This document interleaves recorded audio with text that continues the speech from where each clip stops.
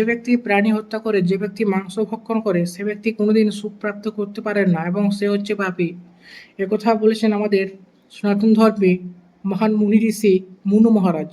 তিনি একথা তার উল্লেখিত গ্রন্থে মনুস্মৃতি মনুসংহিতা, সে মনুস্মৃতি মনুসংহিতা তিনি বলেছেন যে 5 নম্বর অধ্যায়ের 45 নম্বর শ্লোক,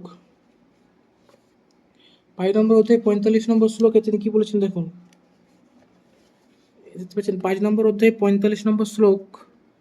সেখানে তিনি বলেছেন, যে ব্যক্তি নিজের সুখের ইচ্ছায় কোনো অহিংসক নিরপরাধ প্রাণীকে হত্যা করে, সে ব্যক্তি জীবিত থাকতেও এবং মৃত্যুর পরেও সে সুখ প্রাপ্ত করতে পারেন না। এখানে স্পষ্টভাবে মনু মহারাজ বলেছেন, যে ব্যক্তি নিরীহ প্রাণীকে হত্যা করে সে জীবনও সুখী হতে পারে না, সে মারা গেলেও সুখী হবে না, বেঁচে থাকতেও সে সুখ প্রাপ্ত করতে পারবে না।